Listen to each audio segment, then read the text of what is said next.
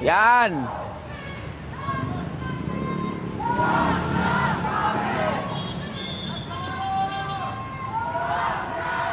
Yan mga boss. Nandito kami sa rekto para kalampagin ang gobyerno natin. Yan, i-record nyo na to. Utang ina nyo mga congressman. Galit na ang taong bayan. Ayan na mga boss oh. Galit na ang taong bayan.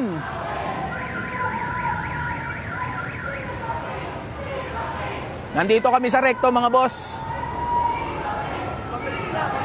I-share nyo to, i-share nyo. I-record nyo na, i-share nyo na to. Ayan na mga boss, oh. Ayan. PhilHealth namin, wag na kawin. Yan, oh, takbo daw. Urong daw, urong. Oh, yan, oh. Ano? Utangin nyo mga congressman kayo, wag nyo nakawin yung PhilHealth namin. Ayan! Huwag nyo nakawin yung pondo ng PhilHealth. Huwag nyo i-zero ang budget dyan. Galit na mga manggagawa.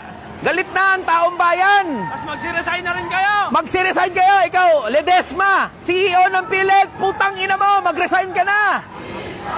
Herbosa, isa ka pa. Secretary of Health, tang ina mo, magresign ka na. Kayo mga congressman, hayop kayo.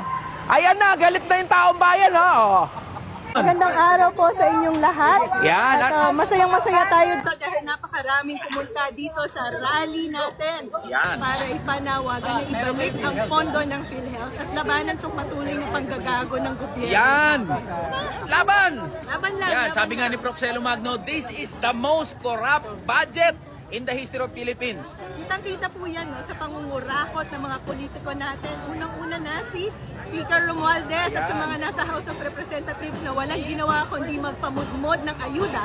Samantalang tayong mga mamamayan patuloy na nagbabayad ng tax natin. Tama. Tapos, habang tayo patuloy na nagbabayad ng tax, yung binabayad natin, kinukurakot nila. Tama. So, nakakawala po talaga to ng dignidad. Tama. Kaya after 20 years, nandito na naman ako sa Mindoro. Magkakasama na kami ni Proxelo Magno. PhilHealth namin, wag nakawin. Ngayon, ako ay nagagalit.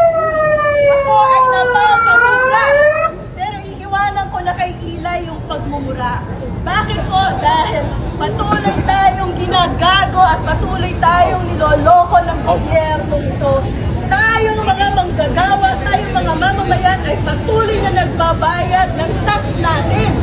Pero patuloy naman tayong niloloko dahil yung tax na binabayad natin, imbes na ibalik sa atin sa serbisyo, kagaya ng PhilHealth at maayos na edukasyon, ito ay inilalagay sa ayuda, inilalagay sa akap ang pamudmod ng mga politiko, lalo na si Speaker Romualdez na walang ginawa kung hindi mag-roadshow para magpamudmod ng akap.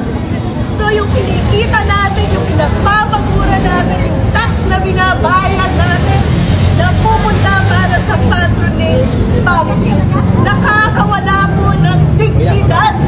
Kung maaari lang huwag magbayad ng tax, hindi po ba? Pero tayo mga manggagawa, walang choice. Walang choice kundi patuloy na ibigay yung pera natin sa gobyerno kapalit ng walang kwentang pamamahala.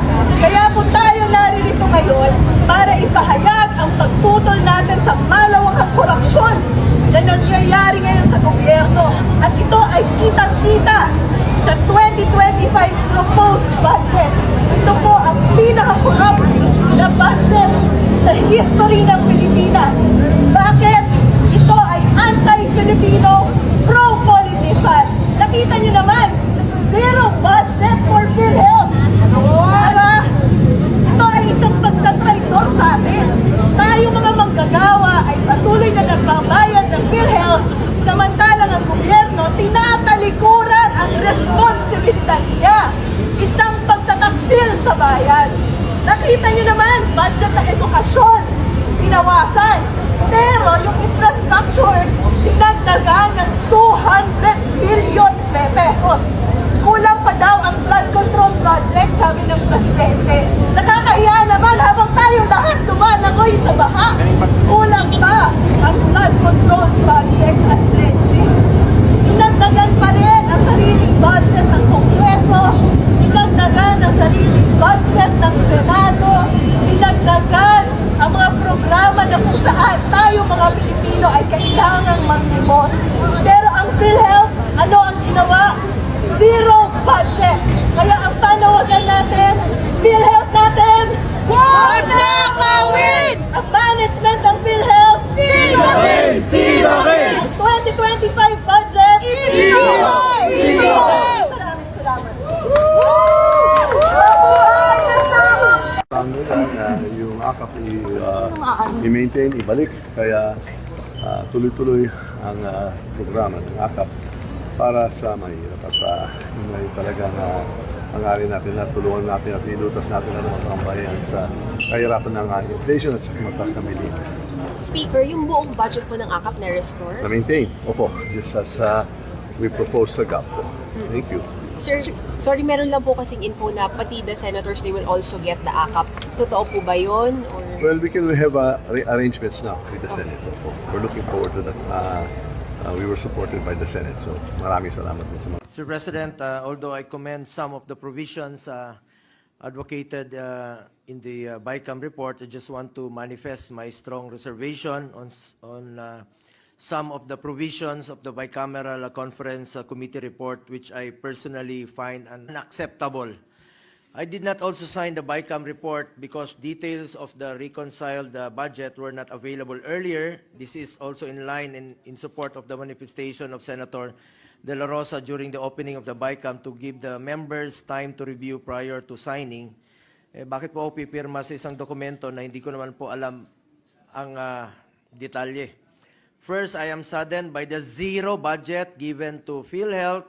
As chairman of the Committee on Health, advocacy ko po ang health. Dapat po ang pondo ng PhilHealth ay para sa health. Kaya nga po, PhilHealth. Lessons learned dapat tayo sa pandemya. We should invest more in health. Katumbas po yan ang buhay ng bawat Pilipino. Kaya dapat bigyan po natin ng priority ang health. While we acknowledge that PhilHealth has still billions in reserve funds. So, sabi nila 500 billion as discovered and discussed in 5 hearings conducted by the Committee on Health. Subsidy from the national government may still be needed to implement necessary reforms and improvements in its benefit packages. Huwag naman zero budget. Sa huli, ang mga mahihirap na pasyente na naman ang kawawa dyan. We kept on urging PhilHealth to expand its benefit packages, especially for top 10 mortality diseases, increase case rates, scrap its restrictive policies like the 24-hour confinement policy, cover additional services like dental. Tinupad na nila yung dental recently, optometric services and assistive device. Paano po magbe-benefit ang mga pasyente kung zero ang budget ng PhilHealth? I also want to highlight that Republic Act 11223 or the Universal Healthcare UHC law also mandates that the amount necessary to implement the provisions of the UHC shall be included in the GAA. Ito po yung nakolekta noong 2023. Dapat po ay nakalaan po ito para sa 2025 and shall be appropriated under the DOH and the national government subsidy to PhilHealth. May pinanggalingan na po yan tulad ng sin tax collections na dapat ay para sa implementation po ng UHC. Nasa batas po yan. May earmarking po yan under Republic Act 11346 at Republic Act 11467 or the sin tax law. There is also a provision in the UHC Act that premium subsidy for indirect contributors shall be included annually in the General Appropriations Act. Bigyan sana natin ng maayos at sapat na budget ang PhilHealth at hikayatin ang PhilHealth na i-maximize ang paggamit ng kanilang pondo para sa kanilang mga health-related programs and services. At dapat sana kung ano ang budget na nawala sa PhilHealth, dapat sana ay mapunta sana sa health. Ang budget ng health dapat para sa health. Hindi ko alam kung saan napunta ang 74 billion na dapat sana para sa PhilHealth at para sa health. Kung may tinanggal na budget sa PhilHealth dahil kulang ang benepisyo na binibigay nito, dapat sa health programs din po ilagay ito. Dapat hindi po sa iba. I also want to highlight the decrease in the budget of the AFP Modernization Program from the 50 billion approved in the Senate. Tinaasan natin dito sa Senado from the 40 billion approved in the House, naging 35 billion na lang po. As I manifested during the plenary deliberations, importante po ang modernization ng AFP para mapanatili ang kapayapaan at seguridad ng bansa.